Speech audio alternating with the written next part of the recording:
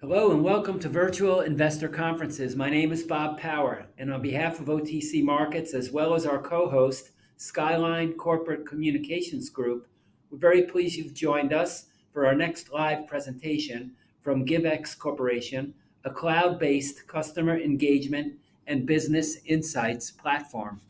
Please note you can submit questions in the box to the left of the slides. You can also view a company's availability for one-on-one meetings through the Schedule Meetings tab found on the conference platform. At this point, I'm very pleased to welcome Don Gray, Chief Executive Officer of Givex Corporation, which trades on the OTCQX Best Market under the symbol GIVXF and on the TSX under the symbol GIVX. Welcome, Don.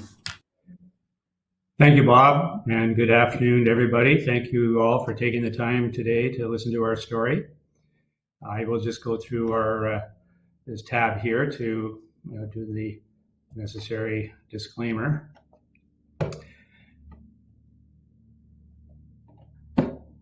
So Givex is a software as a services company. We've been operating since 1999. Our primary goal is to help merchants know as much about their customers as they can, and customers to understand what their merchants have to offer in the way of goods or services. We do this by capturing the transaction detail that occurs when a customer buys from a merchant. Really what we do is incorporate it in our name. Nothing happens between a merchant and a customer until a customer gives money to a merchant and the merchant gives goods or services back to the customer. Givex connects these powerful transactions. We call them powerful transactions because they create data and information that's absolutely useful to the merchant to be able to understand what's going on with his customer base. All of our merchants are enterprise level clients with multiple stores. We do not work with small to medium, small companies. They're one of locations. They're all multiple store locations or complex single locations.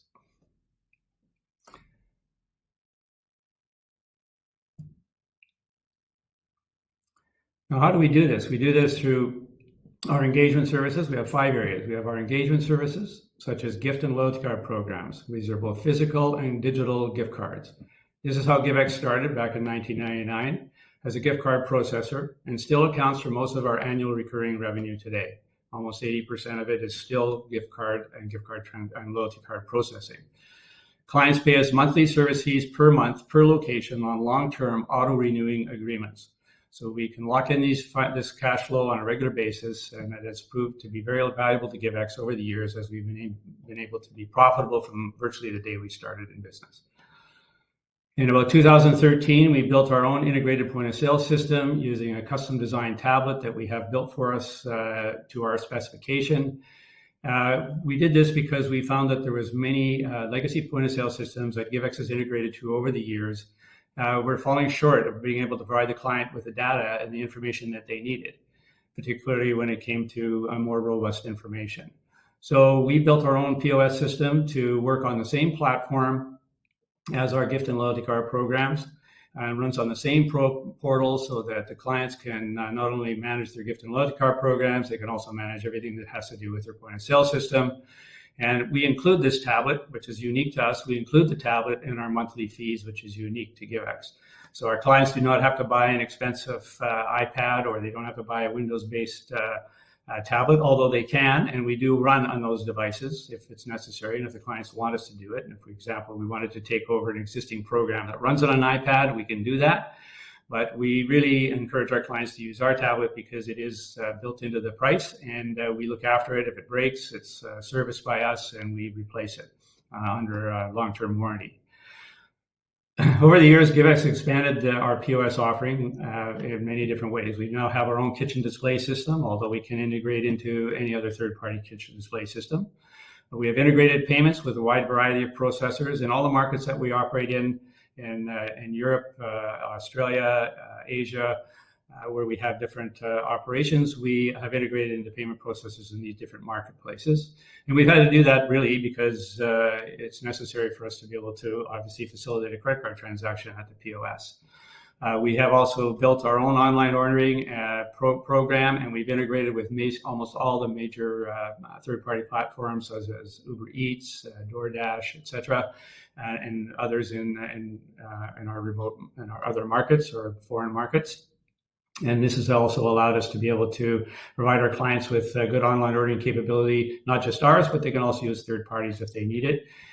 We've got an integrated menu board where all the menu boards, for example, for QSR, if you do your menu upgrades on your portal, it upgrades in real time. It'll upgrade the kiosk. We have the menu board. It's also integrated into kiosk, so we have clients that want to use a kiosk as a primary data entry point where they can do that. This is our own kiosk. It runs on ELO or Samsung style tablets.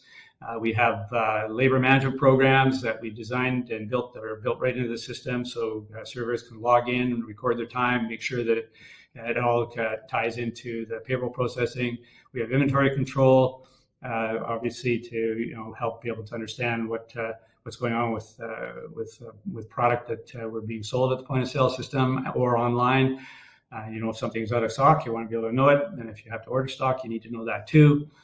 We have menu management programs, so it allows our people in the restaurant industry to be able to help design and build menus and know what the costs are of those menus before they actually distribute or put it out to the system or out to their servers to be able to order product or enter product into the POS system. And we also have drive-through systems that we've integrated with different types, but we also have built our own drive-through capability. The third thing we do is we also have integrated over 1,000 different types of, we have APIs that allows us to integrate to many different point of sale systems. We've had to integrate with a lot of POS systems in order to be able to do what we do with gift and loyalty. So we continue to maintain and grow those integrations. These integrations also include online ordering programs such as Olo. It includes integration to many of our competitors, which we are happy to do integrations to our competitors. And we have these third-party integrations allow our clients who need to use a third party or are already using a third party. They don't have to buy all their services from GIVX. We encourage our clients to let us work with them on whatever they need so that we can give them the data they need in order to be able to operate their business effectively. So we're really agnostic on integrations. We'll work with anybody, and we have worked with all of our competitors and continue to work with our competitors. But we really want the merchant to have the best solution so we can so they can get the data they need and those powerful transactions they need to be able to understand what's going on in their business. And then hopefully over time, they'll buy more of our services. They may start as a gift card client, and maybe then they'll add loyalty, start as a loyalty client, add POS, start as a POS client, add gift and then loyalty. So our objective is to take a client that may have started with us as a $50 client per month per location for a gift card and move them to a $400 a month client because they're using our full platform services. So over time, we hope to take a big chunk of our 122,000 existing merchant locations that we've got today, although we're continuing to grow that, but we want to try, I don't know how many we'll get over the next period of time, but our target is to get a significant number of those clients moving to our full platform over time. In order to be able to make use of this transactions, GIVX had to do number 4, which is our in-house analytics engine. We have a large database of transactions and customer data. We have a complementary analytics engine. We don't charge our clients to run these analysis and these analytics. We encourage them to use the program to build outreach programs for couponing, offers, special communications, in order to be able to talk to their customers more effectively, to be able to engage them so that they buy more, and then the merchant needs to understand what it is that they want to buy so that they can also order the right product, etc., so that they continue to work with the trends that are happening within their industry or their business model. The engine was built in-house, so it's easy to use and cost-effective.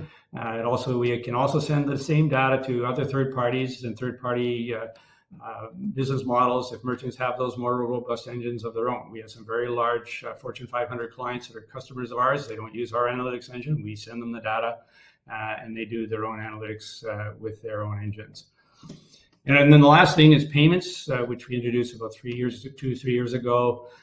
We do it basically in 3 different ways. We have what we call our merchant of record. This is really for our larger clients who really have a digital gift card program, but they really don't want to manage it because it's enough of their business, but not enough to justify having a department or anybody else looking after it, because there is a fair bit of complexity around digital gift cards and fulfillment. So they will contract us to look after it. So we become the merchant of record. We take on the risk on the online buy. We get insurance for that. So, and then we make a nice margin. So we would charge the client a bigger percentage to be able to manage this for them. And then we make our margins there are similar to the margins that we'd make on our gift and loyalty card programs. Then we have Givex Pay, which is really for our POS clients that want us to manage their payment process. And we do this as a pay fac for Adyen. Adyen is our partner here. They do all the KYC, they look after the back end, and we then make a margin or a percentage on getting the clients to use their services on an integrated basis with our POS. And then the third thing, we have giftpass.com, which is our online marketplace for merchants, mostly our merchants, but we do have third parties that are not our merchants, to resell their gift cards to B2B merchants or B2B clients, such as, for example, IBM wants to buy 10,000 cards for their employee incentive program. They can buy our gift pass for that, and then it gives them access to a number of different types of gift card programs, so that you as an employee have a choice as to what it is that you want to, where you want to spend that gift card money. Whoop, shoot, I think I just, all right, I got it. Sorry, getting used to it. Okay, GIVX strengths. So we've been around since 1999, and we've been profitable since the day we started. We have a very strong balance sheet, strong cash balance. We have over $25 million cash on our balance sheet. We're very conscious about the way we use our money. Started the company with a very small amount of capital, and over the period of years, we've harbored our cash very carefully to be able to make sure that not only we stay profitable, that we could grow within our means, and so that our investors over time knew that they have a stable, solid investment that would grow over time. We definitely are not a unicorn. That's not the nature of our business, and nor have I ever said that it is our nature of our business. We are a steady growth company that will continue to grow over time. Even if we don't do any acquisitions, we'll grow at 8 to 10% a year on a consistent basis and always make money. We have, as you'll see in the next slide, excellent brands with household names. These customers have been with us for almost 18 years or more, and we continue to grow that base of brands through good service and reliable support, and that really because we have a strong team of 376 employees with deep experience. 22% of our team have been with us for more than 10 years, 38 for more than 5. So we have a large base of our team members, know GIVX inside and out, and can provide a high quality service to our clients, which really helps us get our business model, get new business, because a lot of it comes from RFPs now. So we have to have good references and we have good references with our client base. We have 12 global offices and around the same number of global data centers that are twinned to be able to provide support and services and a high level of availability, 99.99%. We have a low churn rate, less than 1%. We don't lose clients. Once they're there, they stick with us. We have 122,000 active locations now, and it's growing. Excuse me. And our clients are in over 100 clients, 100 countries. Now, we're not in 100 countries, but our customers over time are represented in over 100 countries, and we can support them in these countries in multiple languages and multiple currencies. So this is a benefit, and GIVX, as a small multinational company, has been able to quite successfully do that. We have a very low client concentration. Not one client of ours represents more than 2% of our revenue. Just to give you an idea of some of the clients that we've got and who we're doing this for.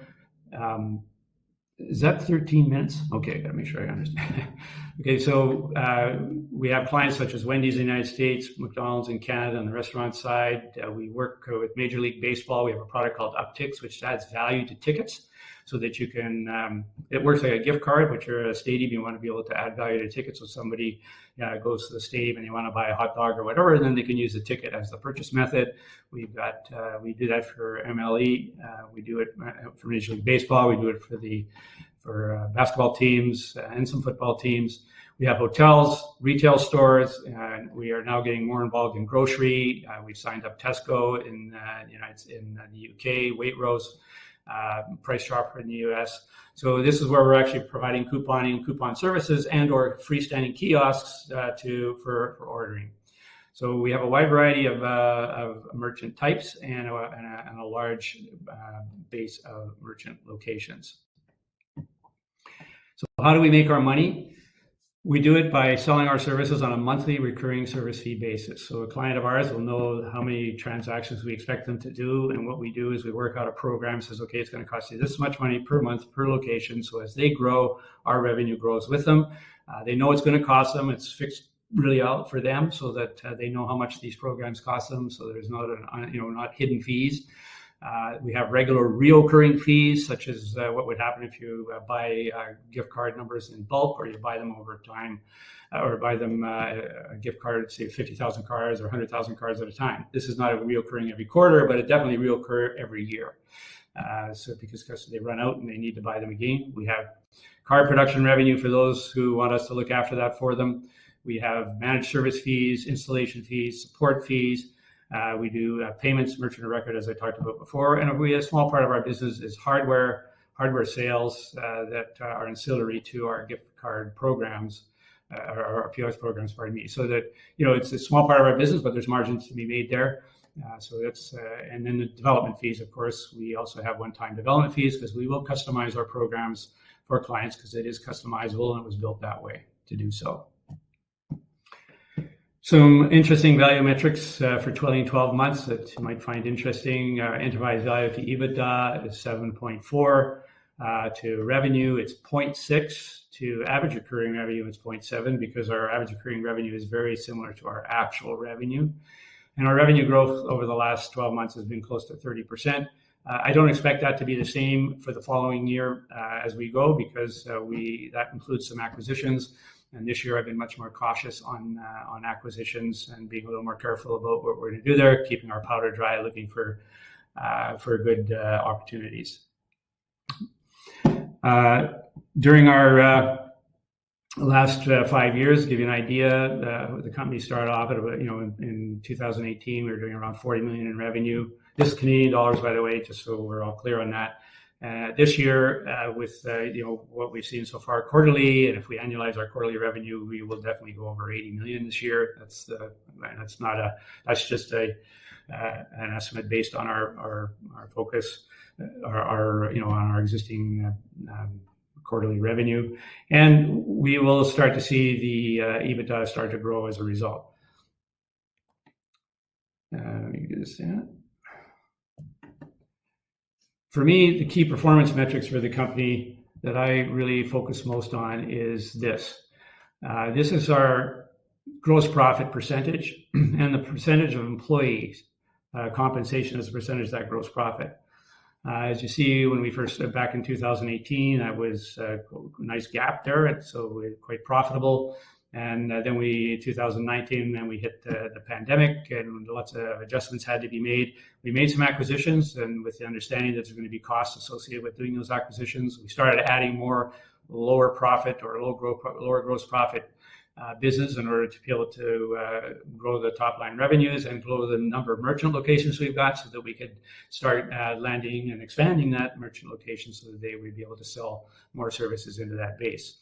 But the important thing is the red line, which is where we are trying to make sure that I can get that the cost of our team members under 50% of that of our cost of our gross profit. If I can do that, which I'm expecting to continue to be able to do, it's starting to widen out again now.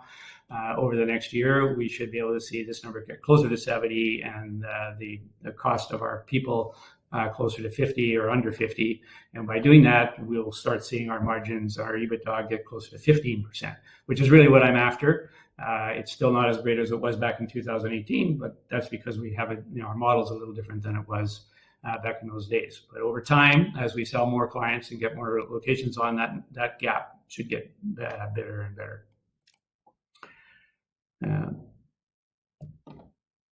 So how we continue to grow is basically, as I referencing earlier, we will do that through organic growth, where we just continue to grow by adding new merchants locations, by getting those merchants to buy more of our existing product lines, which we now have a wide variety and more things that they can buy. So basically landing and expanding, I guess, is the words that's being used in the marketplace. We want to upsell our clients to use more of our products. Some of them are higher margins, maybe some of them are lower margins, but the idea is to get them to buy more. They get stickier that way too. They don't leave.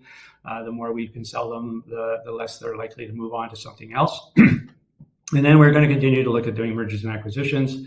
The field is pretty ripe right now for potential M&A deals, but I'm being very careful. I want to be sure that what we're buying is going to be accretive on our gross profit, and and it's not going to cost us too much in the way of team members to make it work, so that I can make that previous model work properly. Whoop! I keep hitting the wrong button. Just a minute, sorry. Sorry about that.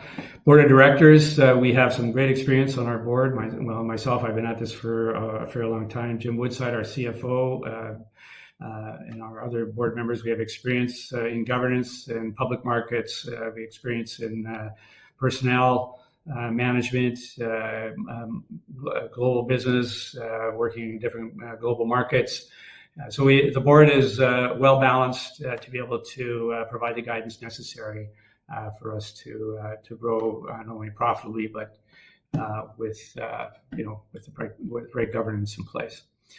So that's about GIVX. That's about 20 minutes. So I'm now available to answer any questions that may come up. And thank you very much for taking the time to listen to our story.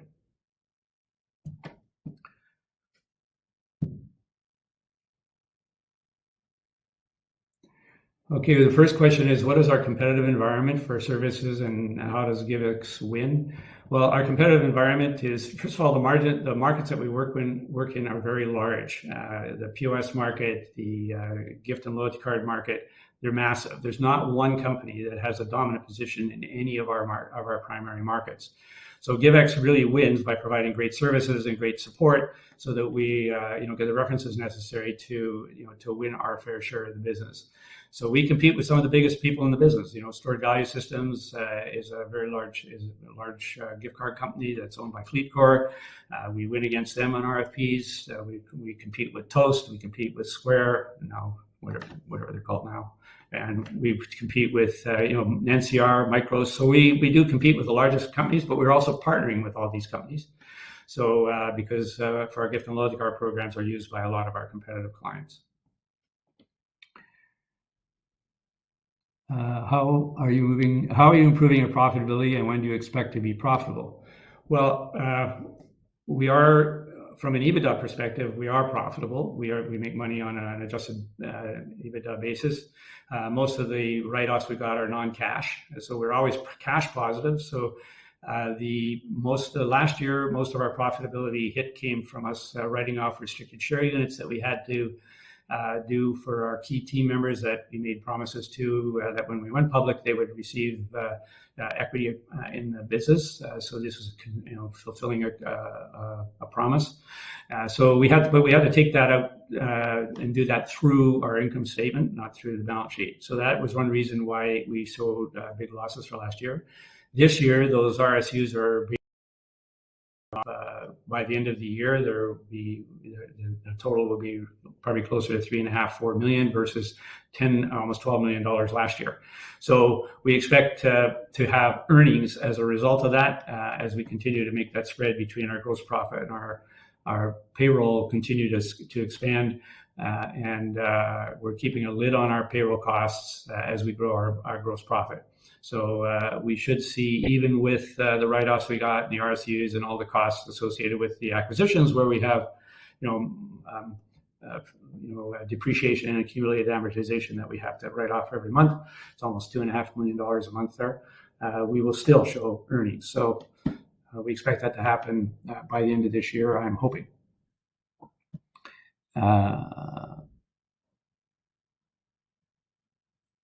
Okay. What's our catalyst for growth over the next few years?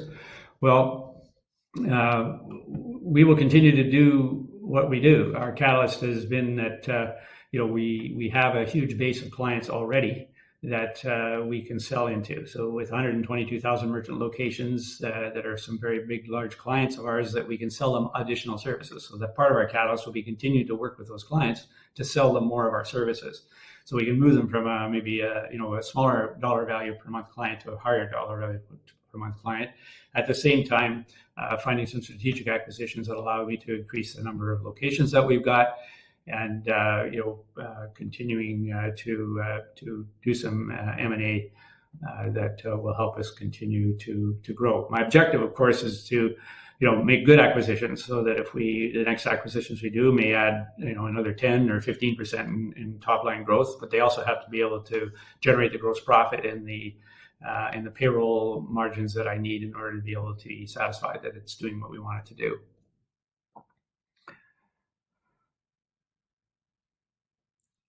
Can you discuss your global sales resources? Well, we have offices in Canada, the United States, the UK, Switzerland, Australia, and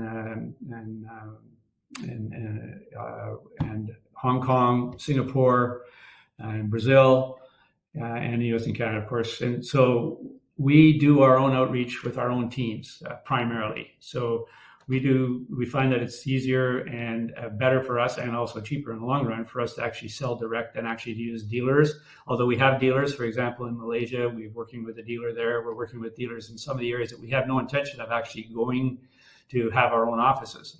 So, our global sales will be a result of us in the regional areas that we're in, continuing to do our own outreach, answer RFPs, get references, and just go to trade shows, do the things that we have to do to make sure people know that we're there. And that's how we'll continue to grow globally. And we will continue to commit team member resources on a global basis to do that.